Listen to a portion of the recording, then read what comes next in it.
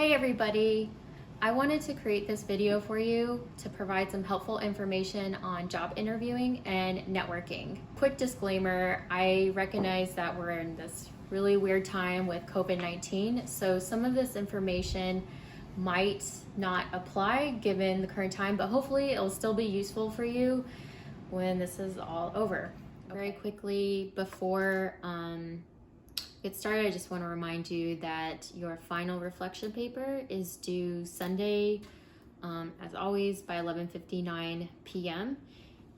As I mentioned in my announcement before, any problems with meeting this deadline, please feel free to reach out to me.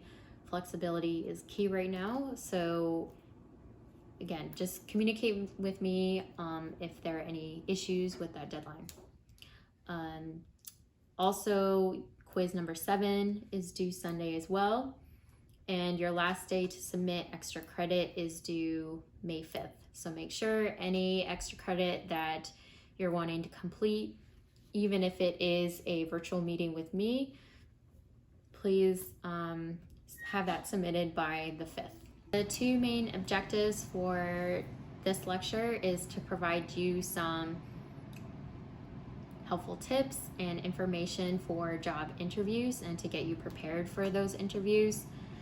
Second, to show you some ways to network, specifically digitally in the time of COVID-19. So I'll go through a series of methods for that as well.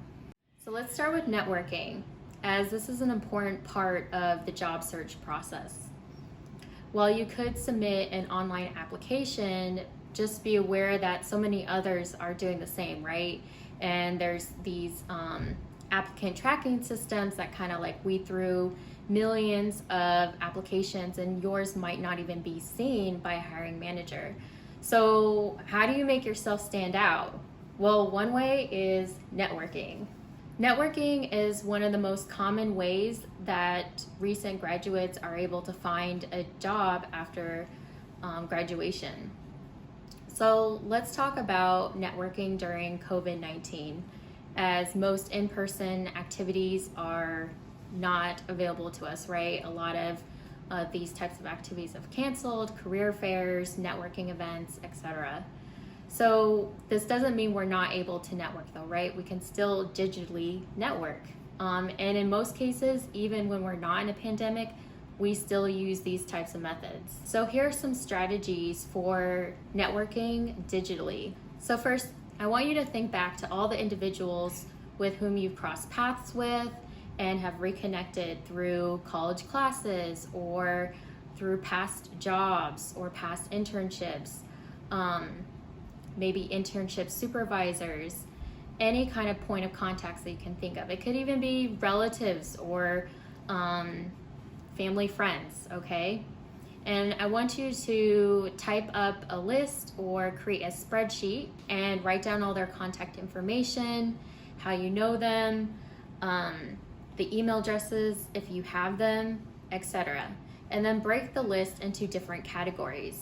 So from work, or from my last internship, or from a class that I took last spring, etc. So from here, you can think about a particular industry that you'd be interested in pursuing further.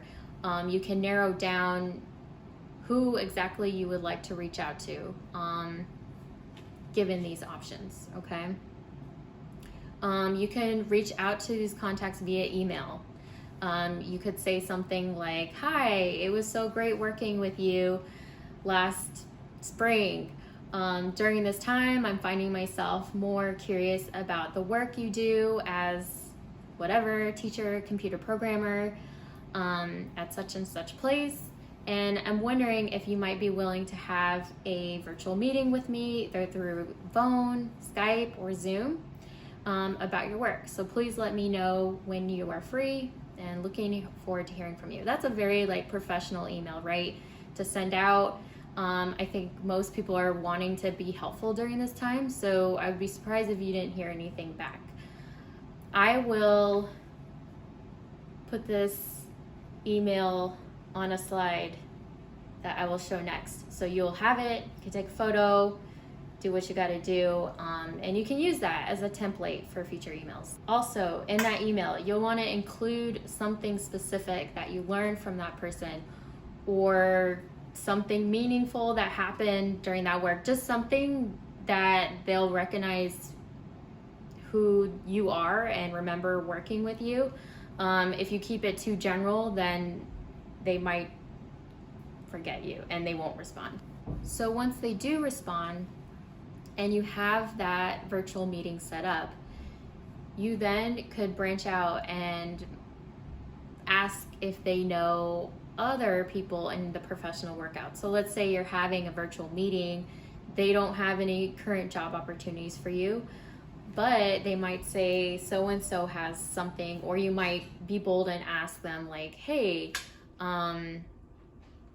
do you know anyone else in this field or in this industry that is currently hiring that I could reach out to? And again, I'm sure they'd be willing to help out. And then you are expanding your professional network. So what tools can you use when you are creating a professional network, when you're trying to put yourself out there and network? LinkedIn is a great tool you could use, and you are probably already using it because it's part of the portfolio that is due for this class. As the directions stay in the syllabus, you want to make sure that your LinkedIn profile is professional, that you have a professional picture, that you clearly state your skills, your abilities, and that summary where you give a brief snapshot of your professional self. And then, of course, list any past jobs or past universities, colleges attended. So when you are searching on LinkedIn and you're wanting to expand your professional network, one way to do this is to search for a specific company. So for example, if you want to, if you're interested in Microsoft, you could go to that company's LinkedIn site and click on the People tab. And from there, you could search for current employees that graduated from Arizona State University. Then it will show you a list of people that have graduated from ASU and are currently working at Microsoft.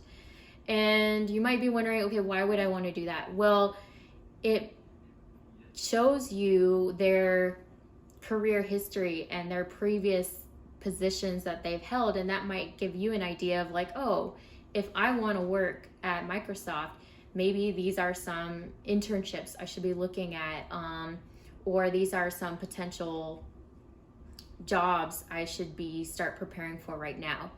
That's one reason to do this. The second is to reach out to them and set up a meeting, an informational interview or a meeting with them. And again, expand your professional network through that way. So when you do reach out to them, you could use that template email that I went over before, and try and set up a meeting with them. Let's go ahead and try this out. Pull up your laptops and search for a company's, organization's, someone working in the field that you're interested in. Look at their LinkedIn profile and look at the people that work there. And you could search for ASU or another university if that's what you prefer.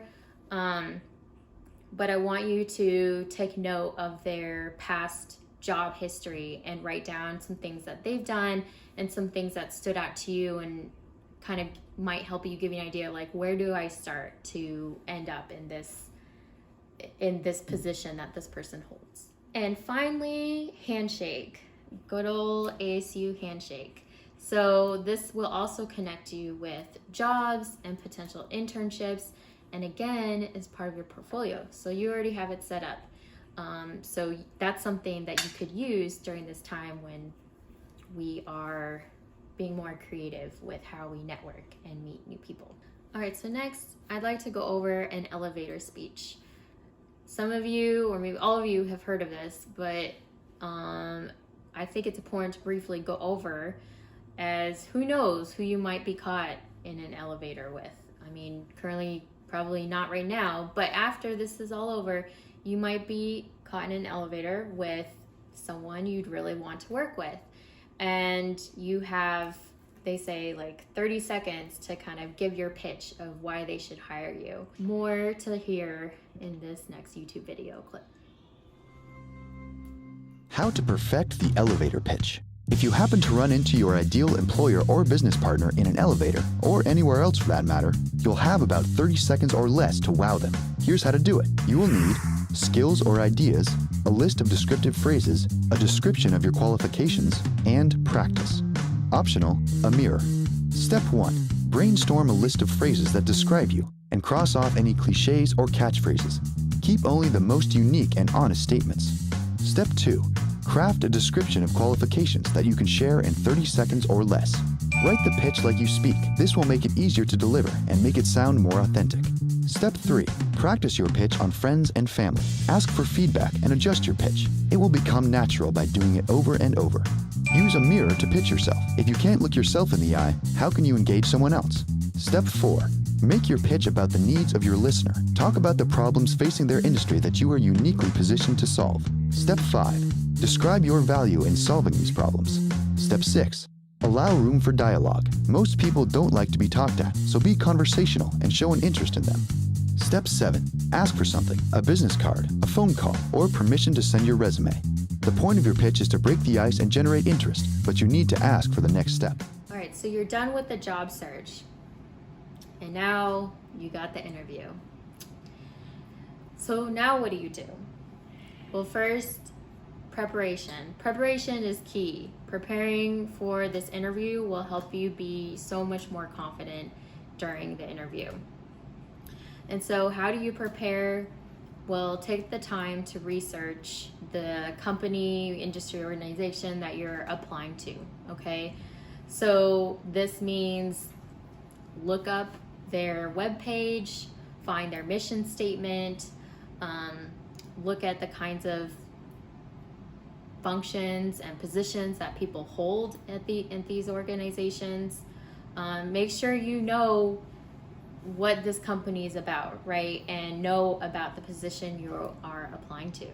From there, you can kind of figure out, okay, like they really value leadership and communication and diversity at this company. That's something that's really important. Those are things that are really important to me as well. And I could really see myself in there. So it will not only give you like more confidence that you're thinking, okay, this is the right job, this is the right place for me, but also you will have more knowledge in the interview about this company already. And that really,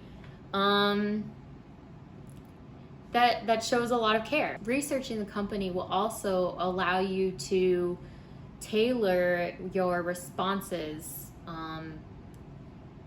to the companies and organizations, their values and their mission. So if you know nothing about this company, then it's going to be a lot harder to figure out what they want, and you might respond in a way that is not really a value to them. It's not really like they don't really care about that skill set. So make sure you do your research and find out what they are looking for, and then kind of connect your own values and try to get an understanding of how you would fit in this organization. So as you prepare for your interview, you don't need to memorize every single detail of this company's history, but you do need to understand what the company does and who they are, who are the people. So keep a document or a spreadsheet and write down some information, such as the company's mission statement. Then you can start thinking about how your values, skills, and abilities align with those of the organization. Another way to find more information about a company is what we discussed previously, looking up their social media sites. So like if they have a LinkedIn page, look that up, and you could search for people there.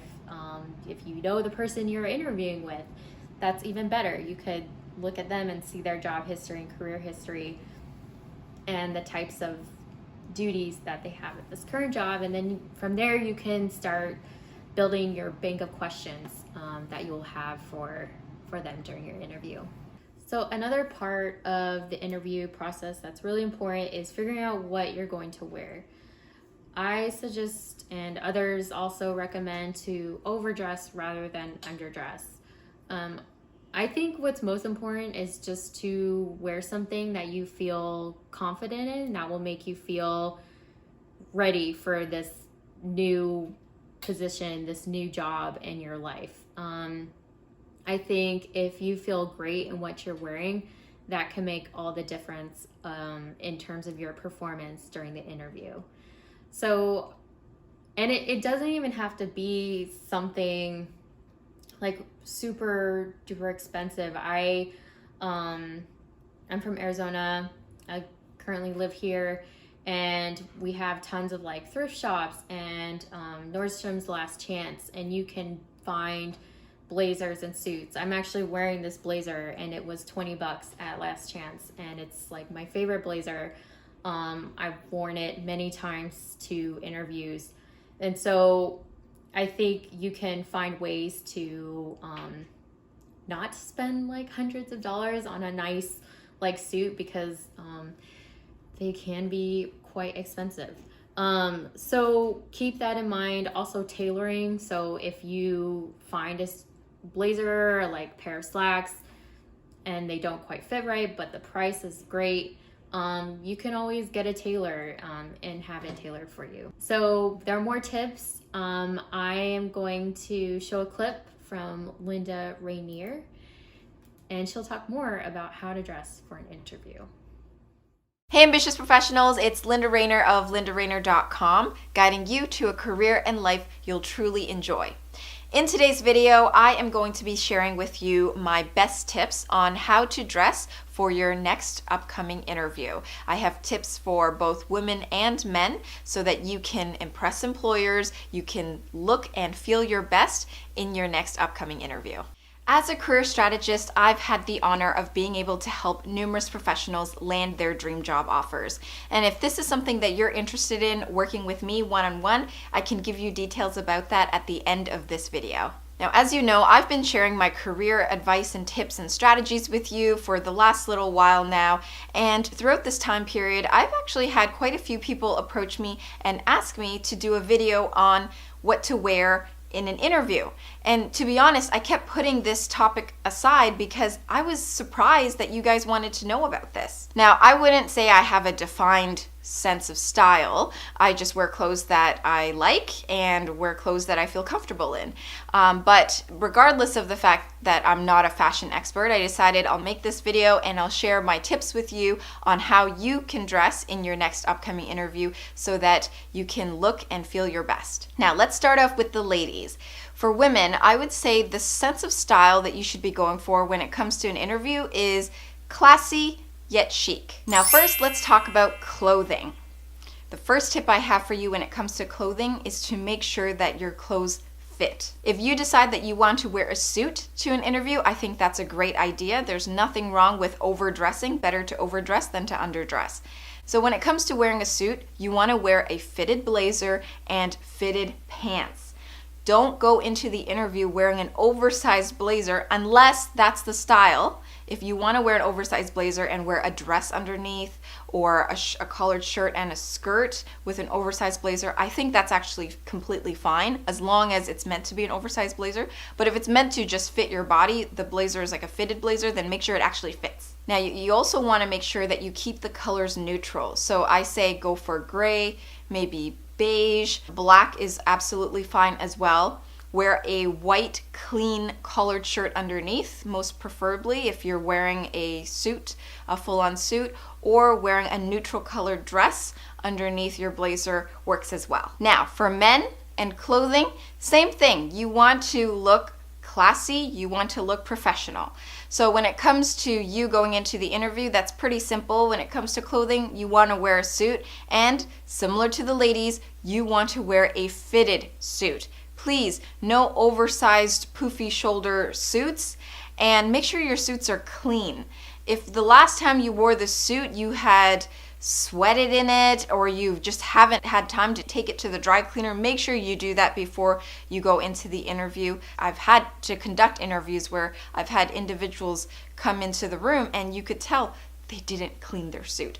That's extremely important that you have a clean suit when you come in. Again, also probably a plain white collared shirt and a tie, all tucked in properly, suit fitting your body as well.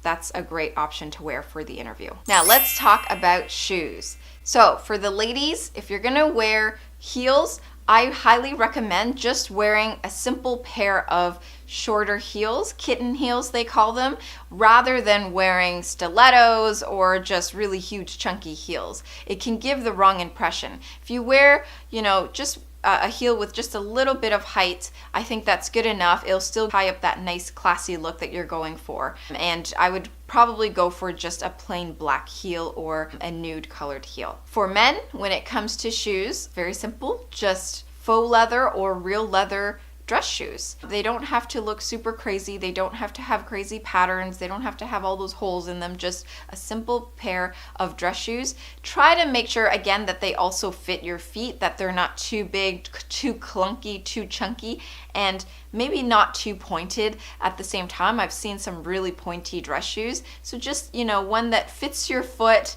fits your feet, and gives a nice shape and ties up the look that you're going for, which is that professional yet classy suited up look. Oh, and about the shoes, if they're leather or even if they're not, just make sure they're polished, not dusty and full of dirt. Make sure you polish them before the interviews. Now let's talk about hair. So for women, when it comes to hair, this is my personal opinion, but instead of tying your hair in a ponytail or doing it up in a bun, I actually prefer that you have your hair down. As a recruiter, I feel that it gives a more confident and self-assured look when you have your hair down. It's nice and neat, of course, and it's just free-flowing. Rather than having your hair in a really tight bun or a really tight ponytail, I just feel like it gives a little bit of a different vibe. So that's my personal opinion. You do what you feel is best and most comfortable for you, but if you can, leave your hair down for the interview. Now, when it comes to hair for men, as you know, hiring managers, the most of them, they want to work with clean people. So make sure your hair is clean cut as well. Nothing too straggly or messy. I mean, ideally, if you could comb it and gel it, that's perfect, but not overly gelled where it's super shiny and glistening in the fluorescent light. Just nice combed, neat cut hair. Now, when it comes to makeup, this is, I guess, more applicable for the ladies. I would say don't go for an overly made up look. If you can stick with a neutral, bronzy makeup, no makeup look, I think that's what it is. I think that's what it's called. That would be great. Nothing too overly done. So that would mean just foundation, eyeliner, mascara, blush, lipstick, lip gloss, eyebrows, a little bit of highlighter maybe, just a little bit, and that's good enough. And then finally, let's talk about accessories. So when it comes to accessories such as earrings, bracelets, I currently don't have really anything on my wrists right now, but normally I would wear a watch. In terms of earrings, if you wear earrings, then I would go for studs, diamonds or pearls, something that's not too dangly, not too party-ish. Just a simple necklace if you prefer wearing a necklace. And if you want to wear a bracelet, you can, just something, again, not too distracting. For men, accessories is a lot easier. Like I said earlier, wear a tie and wear a nice watch as well. I mean, it doesn't have it to be anything crazy expensive, just a nice business professional looking watch, whether it's leather or otherwise, that's good as well. There you have it. Those are my best tips on how to dress for your next upcoming interview so that you can look your best. Now it's time to assemble your interview materials. So you might be like, what are those? Well, these include questions you want to ask, right? Because after every interview, they always expect questions. Always, always, always. So always have some questions on hand. And a lot of that will come from the research that you did prior on this company. And you'll start generating some questions as you're doing your research. Questions, your company research notes. So it could be like some things that really stood out to you,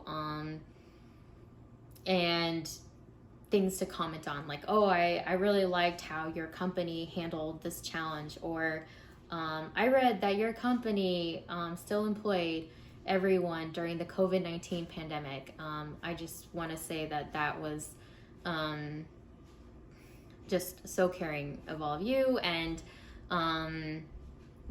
that's the type of company that I'd love to work with. I don't know, that sounded really cheesy, but something like that. You want to make sure to take copies of your resume. I've never actually had to give out copies of my resume, but whenever I did bring them, people were really impressed with that. They didn't need it, but they appreciated it. So I still suggest bringing your resume, and that's also what your chapter on job interview suggests as well.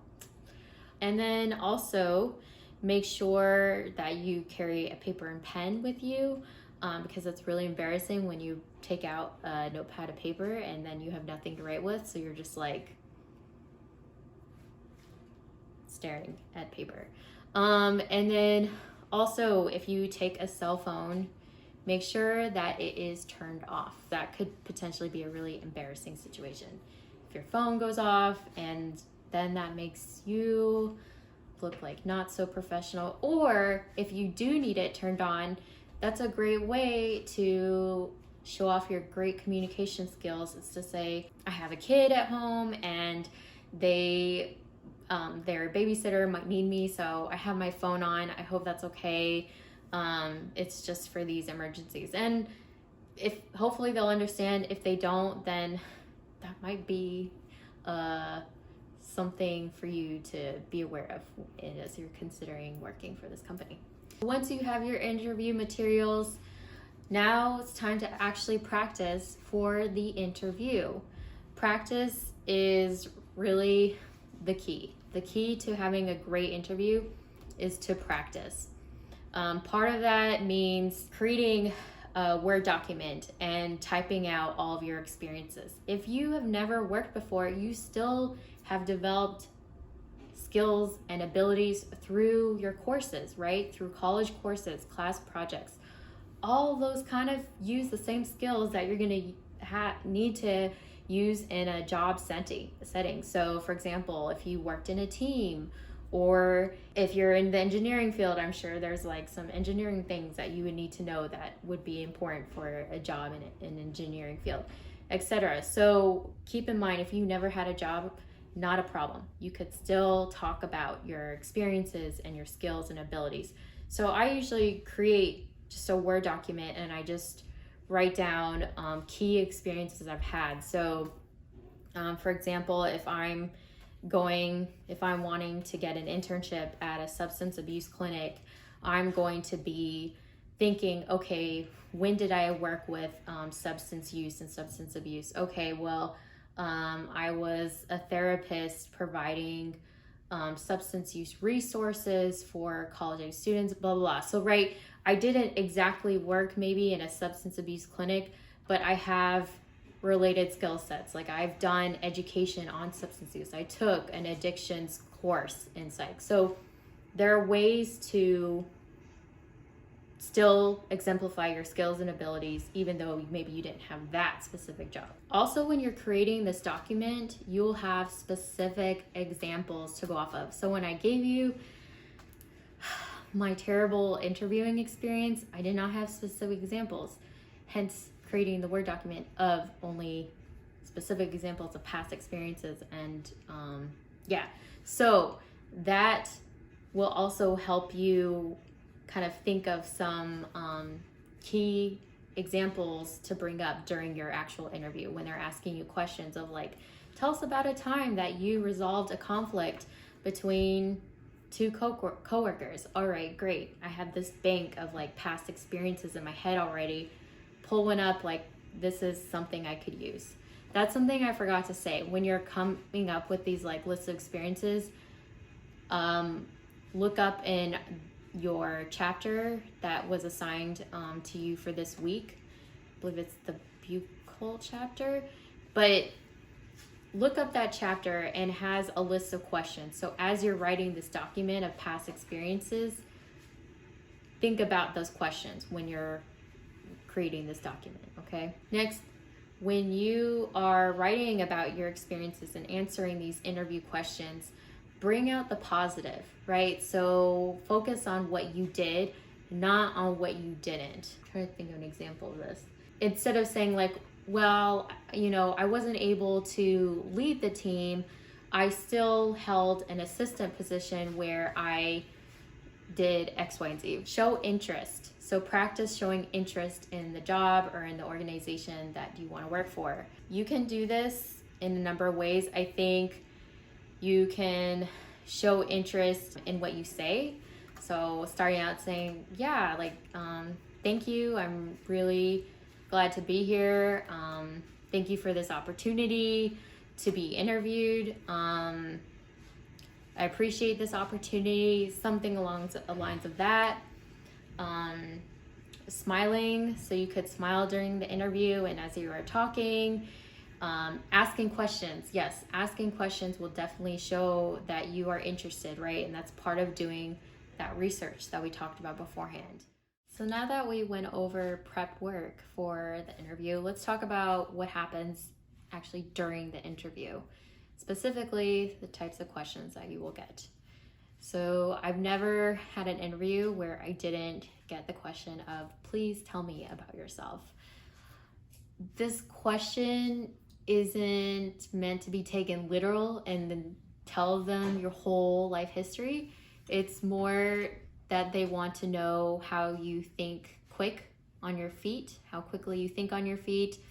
And they also want to know, why this job? Why are you here? What is it about you that we should consider in hiring you? One way to approach that question of please tell me about yourself is to describe your process of what has led you to this interview right now. What has led you to want to be in this position? So part of that means going back to your past experiences, whether it be at university or past jobs that you've held. What has led you to be interested in this position that you're applying for? And you want to keep it real. So it might just be like, I want these specific skill set that this job will provide me. Or it could be something more specific, like I see myself in this company for a very long time and I want to be promoted.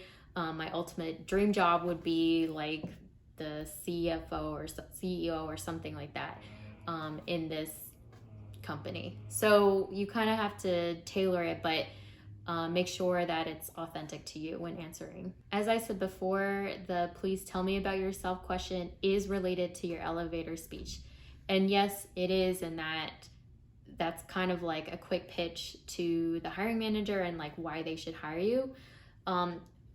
At other times, they might just point blank ask you, why should we hire you?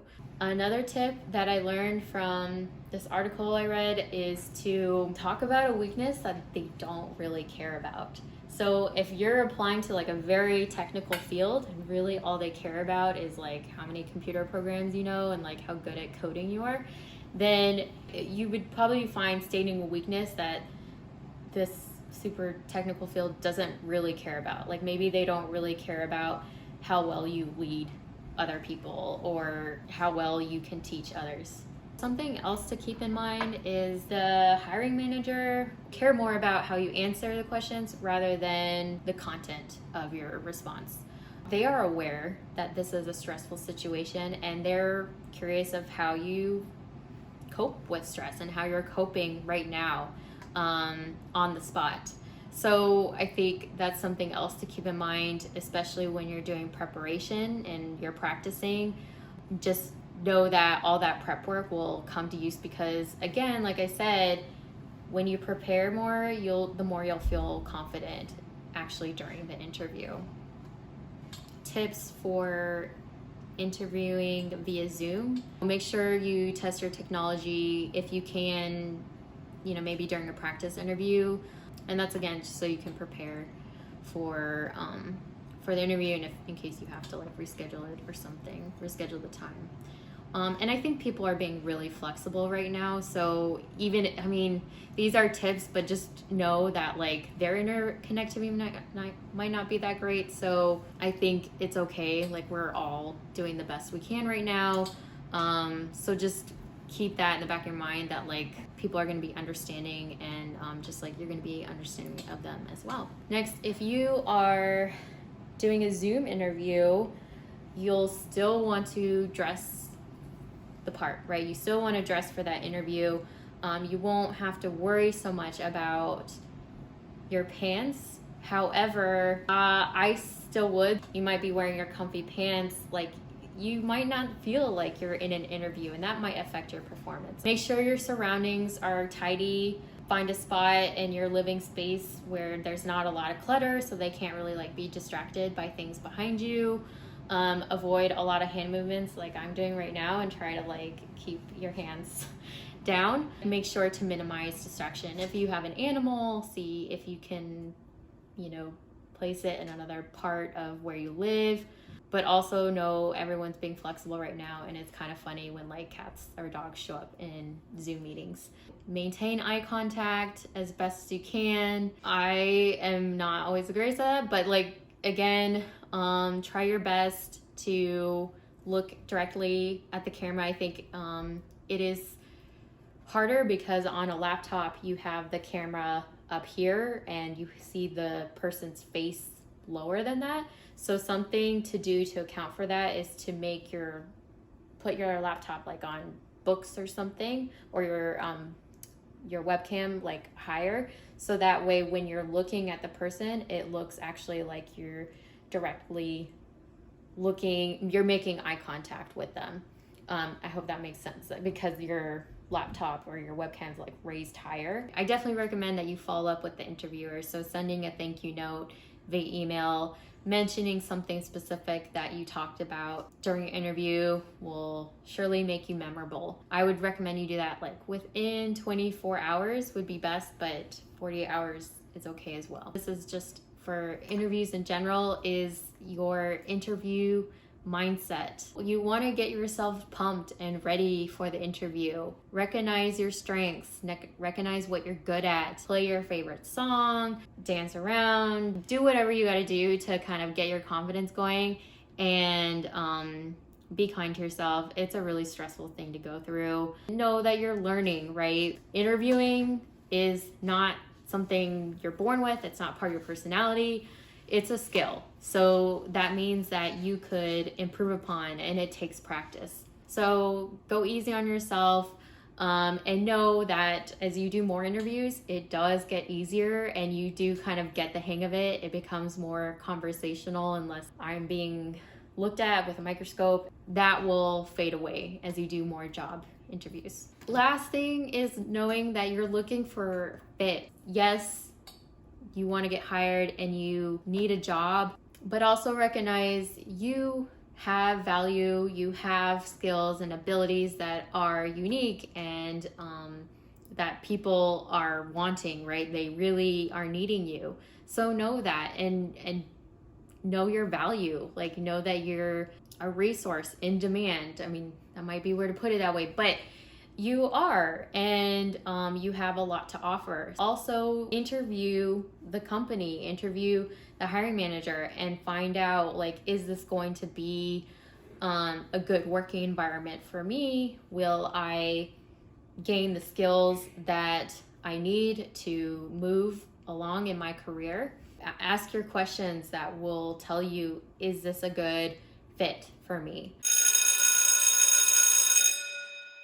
I'd like you to create a video either on your laptop or on your phone of you doing a brief interview. So have a list of questions, maybe 3 or 4, set up on your laptop and answer them. So practice interviewing with yourself.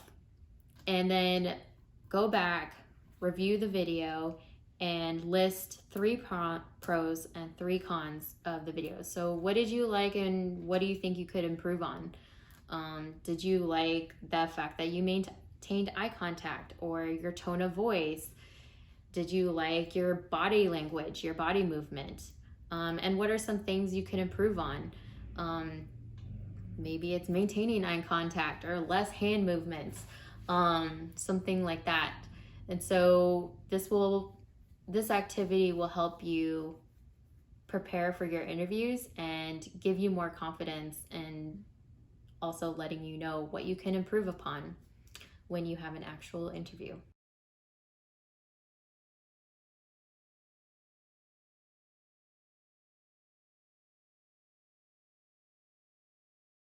All right, everybody, thank you so much for your attention. I look forward to seeing you hopefully in the future sometime when in-person activities resume.